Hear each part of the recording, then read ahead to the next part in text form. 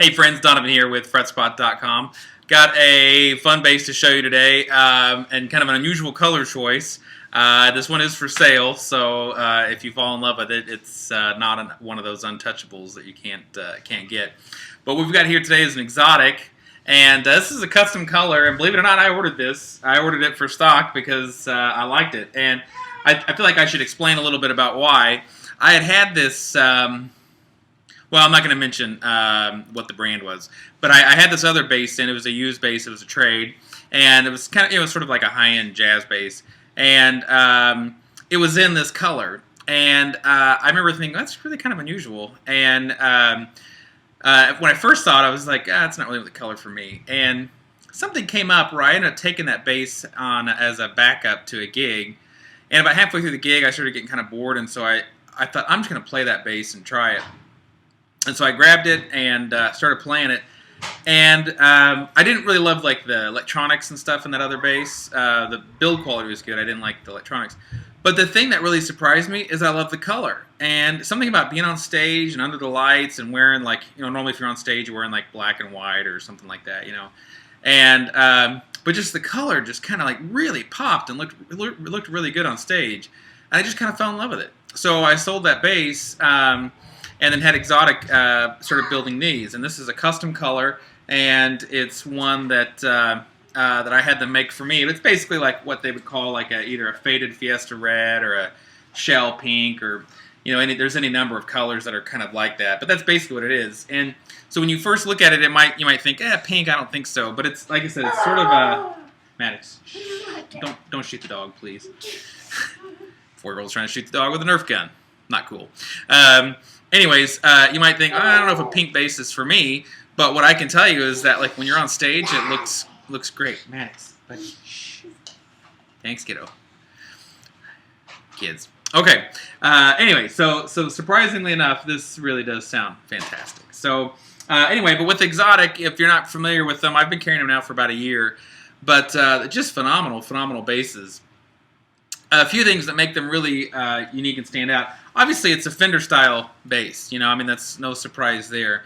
There was a time several years ago where I thought, I'm going to kind of get out of this boutique thing and boutique basses and just go back and just play a nice Fender jazz.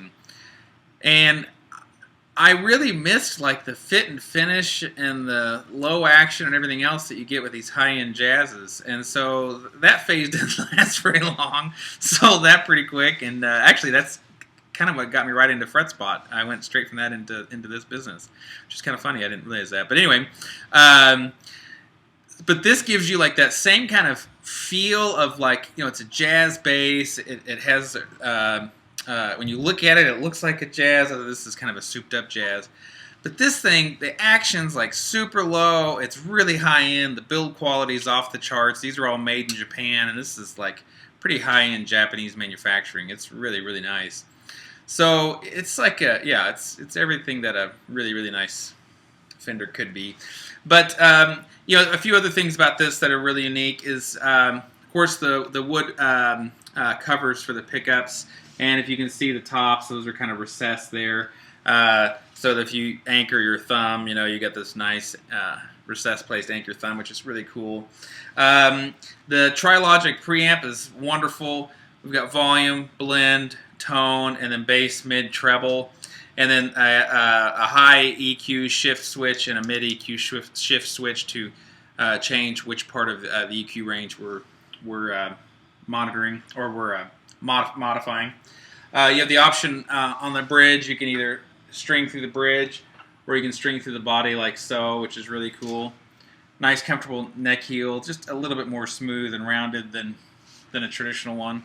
And got really nice hip shot tuners on the back, and all in all, just a really wonderful package. So you can adjust the output and stuff from the back here. There's a little hole there. You stick a screwdriver in, you can change it. But just fantastic. Comes with a really nice gig bag, kind of like a gig case, sort of like the ProTech Contigo cases or something like that. It's very similar to that. But these things just sound great. And the other cool thing, I can't believe I forgot to mention this, and you'll see this in this clip I'm getting ready to make. But this is a true single coil bass, But they've used this technology called HRI, which is the hum reduction inductor, and allows you to use true single coils, so you get all that spank and cleanliness of the single coil, all that sparkle and stuff. But underneath here, there's this little bit of technology that keeps them from humming when you put them in single coil mode.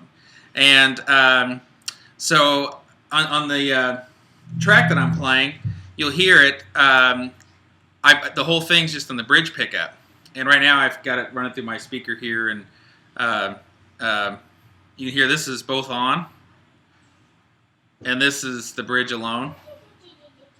And this is the neck alone. Like, it's virtually silent. There's really no difference. And I get a slight amount of noise, but it's because of my computer monitor that's right in front of me here.